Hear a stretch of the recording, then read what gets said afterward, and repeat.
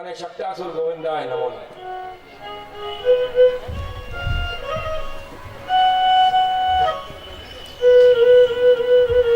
અવાજ આવી, બધા ઉત્સવ થોડીને દોડ્યા, જઈને જોયું કે લાલો ક્યાં છે. બોલે લાલો તો આ બ્રજના એક ગોપ જોતા હતા. આઈને યશોદા માને કહે છે તારા લાલા એટલી મોટી લાત મારી આકાશ સુધી જતી રહી.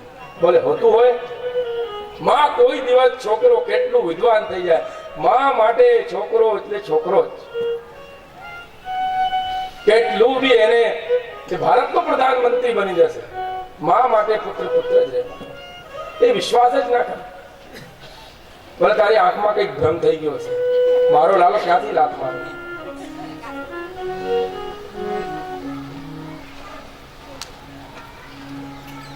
છોકરો જ્યારે કોઈ બાજુવાળો માં છોકરાને કોઈ મારી દે ને લાફો,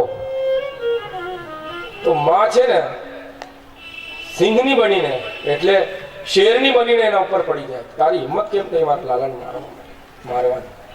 હું તને જાણતી મારી. અને ત્યારે ડોક્ટર પાસે જાય ને, આપણે લાલાને તાવ આવ્યો હોય અને ડોક્ટર કે અંદર સુઈ લગાડવી પડશે, એના માટે એનું દર્દ પણ માં સહન અરે કરો છો. ત્યારે સુઈ લગાડે એ કેટલું રડે, પણ તમે એના સારા માટે મારો છોકરો સારું થઈ જશે એ ભાવથી એનો ઈલાજ કરે. બાજુવાળાની હિંમત નથી તમારા છોકરાને મારી. આ છે માનું વાત્સલ્ય પ્રેમ.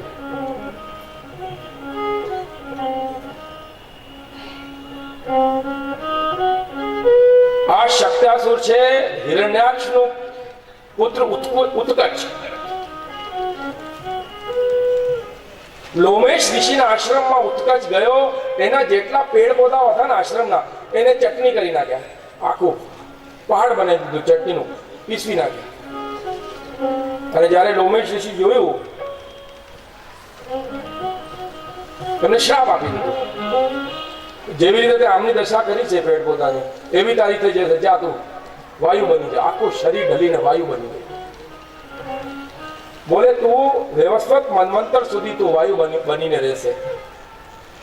અને 28મા દ્વાપરના અંતમાં જયારે ઠાકોરજી જન્મ લેશે બ્રજમંડલમાં, તેમના ચરણોથી તને સદગતિ મળશે. અને સદગતિ બોલો જય શ્રી કૃષ્ણ. તણાવંત આવ્યો. ગરિમાણમ શિશોર્વાર્તુમ નસે ગિરિકૂટવત ભૂમો નિધાયેતમ ગોપી વિસ્મિતા ભાર પીડિતા. માં યશોદાએ આજે દુગ્ધપાન કરાવે છે લાલાને. લાલાને ખબર પડી ગઈ તણાવટ વંડાના રૂપમાં આવ્યો છે. શરીર ભારી કરવા માંડ્યા, એટલા ભારી થઈ ગયા પહાડ જેવા. માં યશોદાને લાગ્યું આ શું થયું. લાલાને નીચે મૂકી અને કઈ કામમાં ન જતા રહ્યા. તણાવટ આવ્યો, લાલાને લઈને આકાશમાં જતો. આકાશમાં જયારે ગયો, આખા બ્રજમંડલમાં ધૂળ ઉડે છે. લોકોની આંખો બંધ થઈ જાય છે, હાહાકાર મચી જાય છે. ભગવાન ગળે દબાવવાનું ચાલુ કર્યું.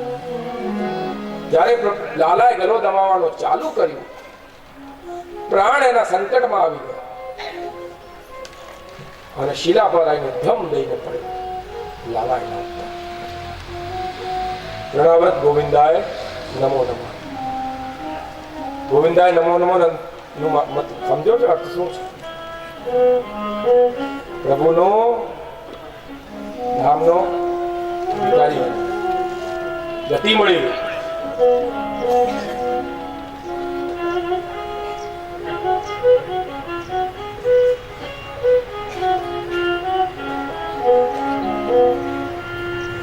પાંડુ દેશના સહસ્રાક્ષ નામના એક રાજા છે.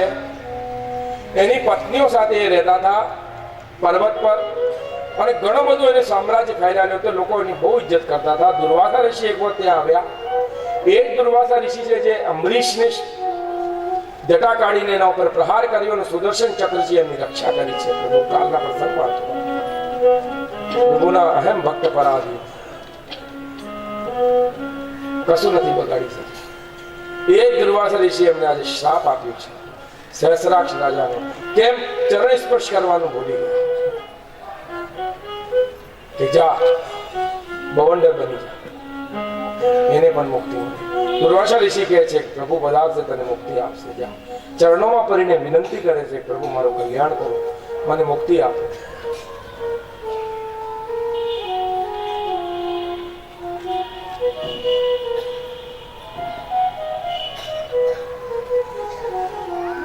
હિસ્ર સ્વ પાપેન વિહિંસિકા કલહ સાધુ સમત્વેન ભયાદ વિમુચ્યતે. પાપી પોતાના પાપથી જાતે મરી જાય છે, તો મારવાની જરૂરત લાગે.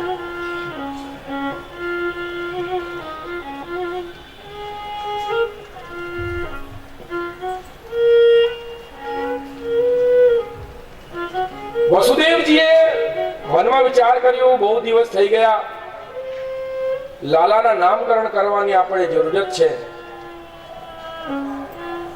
એટલે ગર્ગાચાર્યજીને બોલાવે છે.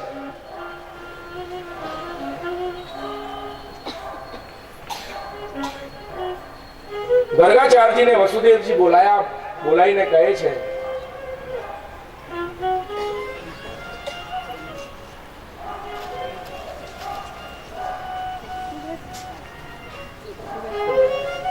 કે લાલાનું નામકરણ કરવું છે.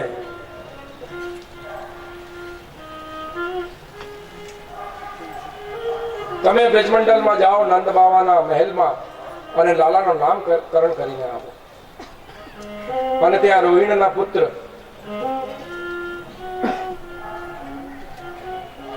મારા 7મા પુત્ર પણ ત્યાં છે. ગર્ગાચાર્યજી નીકળી જાય છે. આજે લાલાએ બ્રજમંડલમાં માં યશોદાના ખોળામાં છે, એને જંભાઈ લીધી છે.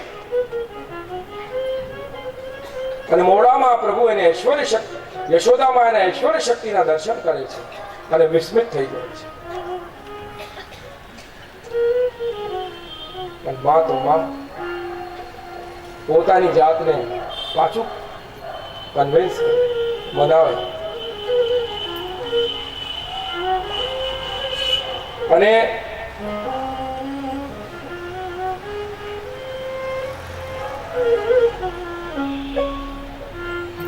એના પછી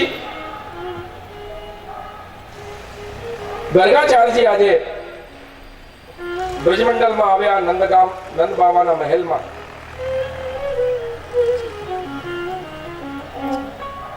નંદ બાવાએ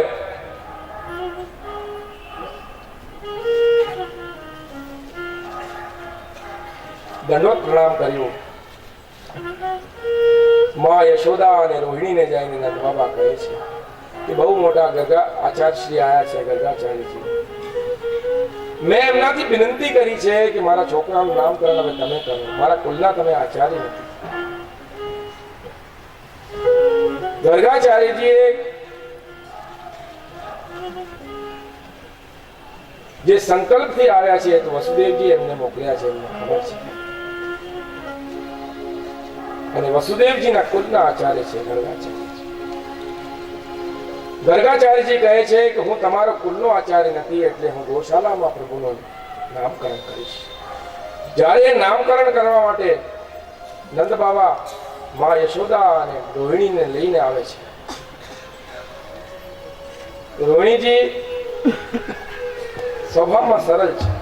માં યશોદા કહે છે કે નંદ બાબા કહે છે બહુ મોટા આચાર્ય છે ને, આપણે જોઈએ કેવા આચાર્ય છે. તું તારા ખોળામાં મારો લાલ લઈ લે, હું તારો લાલ મારા ખોળામાં લઈ લે. Now they have exchanged. Both son.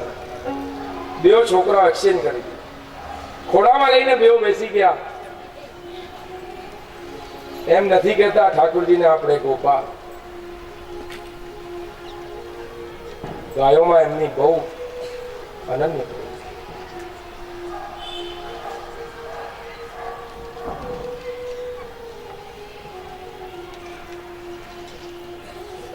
ગર્ગાચાર્યજીએ ધ્યાનમાં બેસ્યા છે, મનમાં વિચાર કરે છે, હૃદયમાં અનેક કરુણા છે કે આજે મેં જગતના આદિ કારણ પરમાનંદ સ્વરૂપ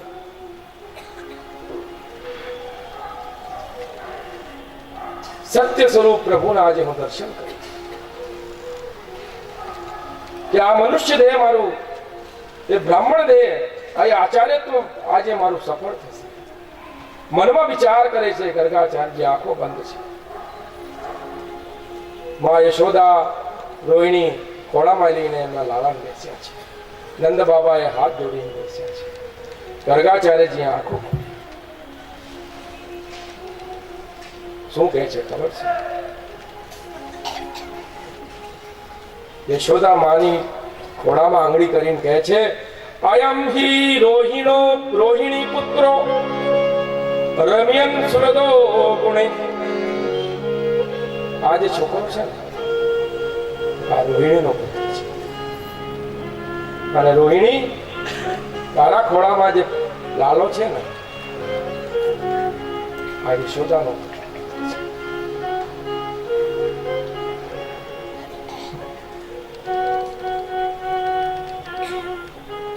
બલરામજીનું નામકરણ કરે છે. બલરામજી મોટા છે. યોગીજન જેનામાં રમણ કરે એ છે બલરામજી. યોગીનો ચિત્ત જેનામાં રમણ કરે એ બલરામજી છે. ઉત્કર્ષ જ્ઞાની જેને રામ કહે છે, એટલે એનું એક નામ રામ હોય. યોગ માયાએ દેવકીના ગર્ભમાંથી એને સંકર્ષણ કર્યું છે. આકર્ષિત કરીને રોહિણીના ગર્ભમાં સ્થાપિત કર્યું છે, એટલું એનું એક નામ એનું સંકર્ષણ હશે. બલનું એના અંદર આધિક્ય છે, એટલું એક નામ એનું બલ હશે. એટલે લોકો એને બલરામના નામથી જાણશે. આખ્યાસ્યસ્તે રામિતિ બલાધિક્યાત બલમ વિદુ.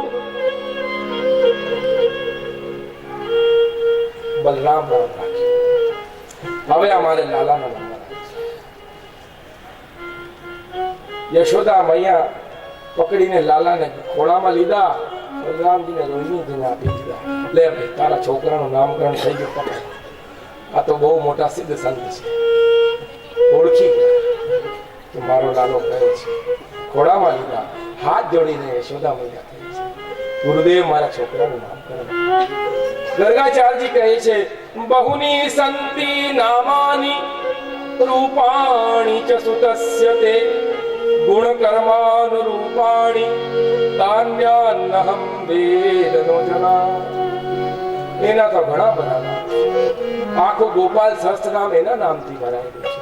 આખું વિષ્ણુ સહસ્ત્રનામ એમના નામ ભરાયેલું છે. એમનું હું શું નામ રાખું? મનમાં વિચાર કરે છે. વસુદેવજી આજ્ઞા કરી છે. કુલનું આચાર્ય છે. ગો બ્રાહ્મણ અને સંત પ્રભુને બહુ વાળો. અને પરિવારને પણ કહે છે, ગો બ્રાહ્મણ અને સંતનો કોઈ દિવસ અપમાન ના કરો. જેટલું થાય ગોની સેવા કરો. જેટલું થાય બ્રાહ્મણોને નું પૂજન કરો. જેટલું થાય સંતને ચરણોમાં બેસીને જ્ઞાન પ્રાપ્ત કરો.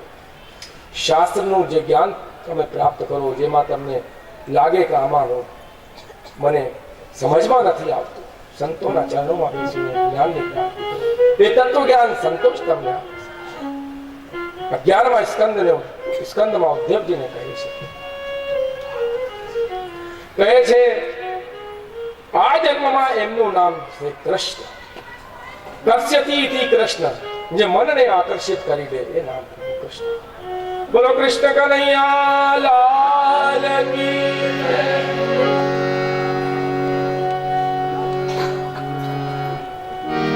પ્રભુનું નામકરણ થયું. કૃષ્ણમાં 6 અક્ષર.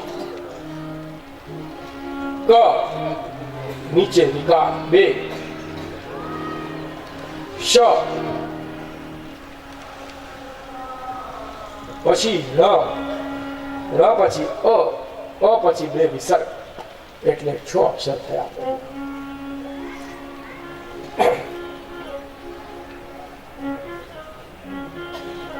કનો અર્થ કમલકાંત.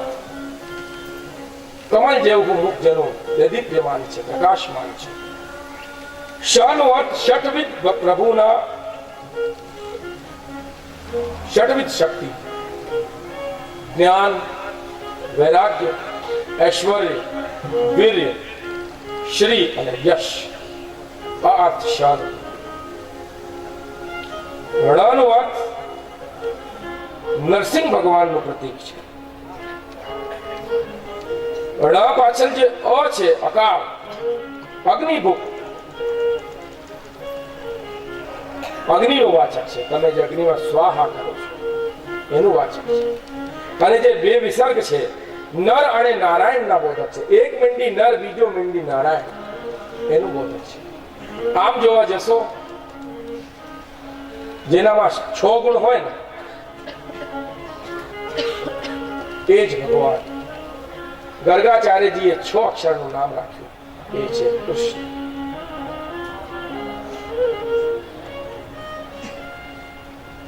બ્રજે વસંતમ નવનીત ચોરમ ગોપાંગનાનામ ચદકુલ ચોરમ અનેક જન્માર્ચિત પાપ ચોરમ ચોરાગ્રગણ્યમ પુરુષમ નમામિ. બોલો જય શ્રી કૃષ્ણ. કોઈ પણ ધર્મમાં તમે જોઈ લેજો, ભગવાનના આગળ ચોર લાગતો જ નથી. આ એક હિન્દુ ધર્મ છે જેમાં ભગવાનના આગળ ચોર લાગે છે. ચિત્ત ચોર, માખન ચોર,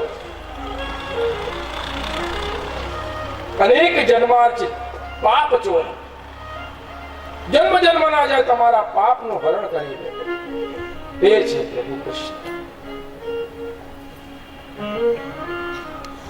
પ્રભુના ઘરમાં માખન મિશ્રી નથી? ઘણી બધી છે. પછી કહે છે એક નામ એનું હશે હરિ. હરતી ઇતિ હરિ, જે તમારા ચિત્તમાંથી તમારા ચિત્તને હરી લે છે. સાહેબ જ્યારે ભક્તિ જાગે છે ને, આ આંખોમાંથી જે અશ્રુધારા નીકળે છે, આ ચિત્ત જે પીઘલે છે, તમારો ચિત્ત પીઘળી રહ્યું છે, એનું પ્રતીક છે કે હરિ તમારા ઉપર કૃપા કરી છે. બોલે મુરલીથી મનને મોહિત કરી દે છે, જન્મ જન્માંતરના જે પાપ હરી. એક નામ બોલે એનું હશે વાસુદેવ. વાસુદેવ એટલે વાસુ એટલે ઇન્દ્રિયોના જે દેવતા છે. વાસુદેવનો અર્થ જે તમારા ચિત્તમાં રહીને તમારા ચિત્તનો જે સ્વામી બની ગયો છે,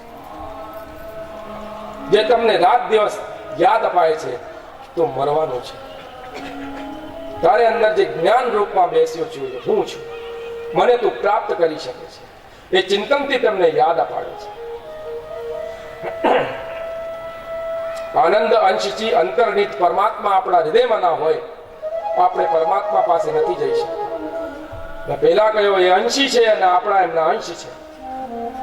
જ્યારે મા બાપ છોકરો કોઈ ગલતી કરે તો મા બાપ એને પનિશમેન્ટ આપે છે, એને સજા આપે છે.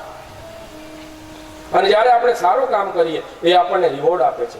એના મનમાંથી આશીર્વાદ નીકળે, હા મારા છોકરા આ એ જગતનો પિતા છે સાહેબ, એ આપણો પિતા છે, આપણે એના પુત્ર છીએ.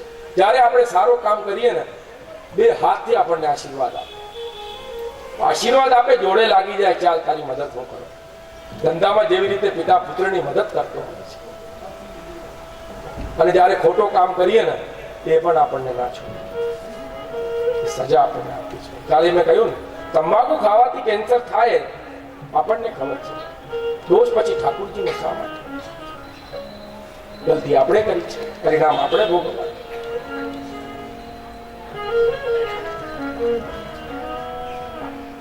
સંકલ્પ લઈને માણસ નીકળી જાય સમાજના માટે સારું કરવાનું, પ્રભુ એની મદદ. માં યશોદા કહે છે આ તો બહુ ટેડો મેડો નામ છે, ક નીચે ર છે, પછી અડધો શ છે ને, આ તો મારાથી ના બોલાય. ભલે પછી શું કરીશ? નંદ બાબાને કહે છે જો હું તમે સાંભળી લો, મારે આ છે ને આ મારું કલુઆ છે, પહેલો છે આ મારું બલુઆ છે, આપણું નામકરણ થઈ ગયું. બોલો જય શ્રી કૃષ્ણ. આપણે બી નિકનેમ રાખીએ છીએ ને, બંટી, બબલી, તે થઈ ગયું. તો પ્રભુ આયા છે આ ધરાધામમાં, કોઈનો બધાનો ઉદ્ધાર કરવા આવ્યા છે, કોઈનો વધ કરવા નથી આવ્યા. મેં કહ્યું ને, બલિની પત્ની રત્ના, એ પૂતના, એને ઉદ્ધાર કર્યો. શક્તાસુર, સહસ્રાક્ષ નામનું રાજા, એ એમનો ઉદ્ધાર કર્યો. ઉદ્ધાર કરવા માટે જ પ્રભુ આવ્યા.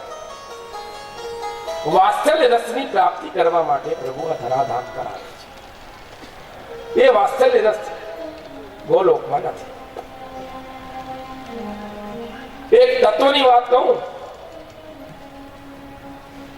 વૈકુંઠના અધિપતિ છે એ પ્રભુ વસુદેવજીના ઘરમાં જન્મ લઈને આવ્યા છે. વૈકુંઠના ગોલોકના અધિપતિ છે ભગવાન કૃષ્ણ. એની પ્રાણ વલ્લભા શક્તિ રાધા સ્વામીની છે.